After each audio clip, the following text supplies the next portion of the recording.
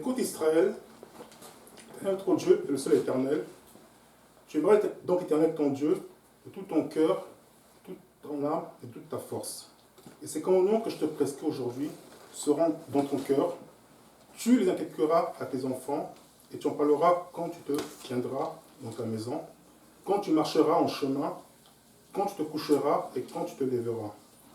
Et tu les liras comme un signe sur ta main, ils seront comme des frontaux entre tes yeux. Tu les écriras aussi sur les poteaux de ta maison et sur tes portes. Or, quand l'Éternel ton Dieu t'aura fait entrer dans le pays qu'il a juré à tes pères, Abraham, Isaac et Jacob, de te donner, dans de grandes et bonnes villes que tu n'as point bâties, dans des maisons pleines de toutes sortes de biens que tu n'as point remplies, vers des puits creusés que tu n'as point creusés, vers des vignes et des oliviers que tu n'as point plantés, et que tu mangeras et tu seras rassasié. Verset 12. Prends garde à toi de peur que tu n'oublies l'Éternel qui t'a retiré du pays d'Égypte, de la maison de servitude. Plusieurs d'entre nous, nous savons que l'idolâtrie, ce n'est pas juste se prostituer devant une statuette. C'est plutôt enlever Dieu de notre vie et le remplacer par quelqu'un ou quelque chose. De nos jours, aujourd'hui, il y a une troisième composante qui rentre dans l'idolâtrie, ce sont nos mauvaises attitudes. Nous adorons Dieu, nous adorons nos attitudes qui ne sont pas bonnes au lieu d'adorer Dieu. Nous savons aussi que cette épidémie du coronavirus, ce n'est pas Dieu qui l'a envoyé, ce n'est pas Dieu qui l'a causé. Mais nous savons aussi que cette épidémie va passer. La question est la suivante. Est-ce que notre idolâtrie va aussi passer? L'épidémie va passer, c'est sûr. Mais est-ce que notre idolâtrie va aussi passer? Dieu nous donne du temps pour mettre un peu de pause sur 3 domaines de notre vie. Le premier domaine, c'est notre relation avec Dieu. On va prendre du temps pour revoir à la hausse notre relation avec le Seigneur. Revoir notre justice envers Dieu. Est-ce que nous pratiquons la justice? Revoir notre miséricorde. Est-ce que nous pardonnons à ceux qui nous ont offensés? Revoir notre humilité. Est-ce que nous sommes humbles envers Dieu? Est-ce que nous sommes humbles envers notre prochain? Nous sommes humbles dans le ministère. Deuxième niveau, notre relation avec notre prochain. Dieu nous donne le temps encore une fois pour nous améliorer davantage.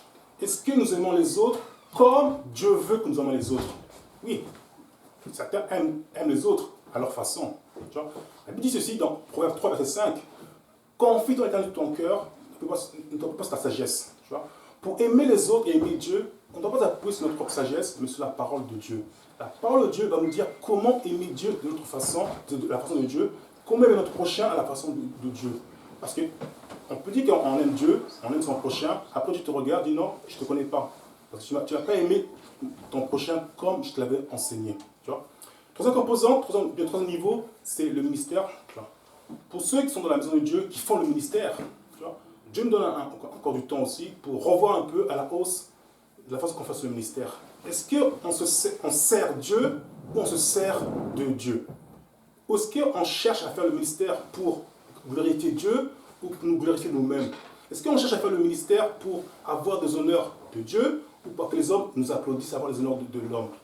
Parce qu'on doit faire attention, on doit éviter dans la catégorie des gens qui font le ministère, qui font de grandes choses pour Dieu, mais au fond, ils se servent de Dieu pour accomplir une vaine gloire. À la fin, Dieu va leur dire, ouvrez l'iniquité, je ne vous connais pas. Donc, dans ce temps que Dieu nous met à disposition, prenons le temps, surtout par exemple pour les parents, profitez de ce temps, comme dit le Deutéronome 6, enseignez vos enfants les voies de Dieu. Profitez de ce temps, passez ce temps avec vos enfants pour leur enseigner qu'il y a un seul Dieu. Et ce Dieu, c'est Jésus-Christ. Et enseignez-leur à mettre ces commandements en pratique. Que le Seigneur vous bénisse. Amen.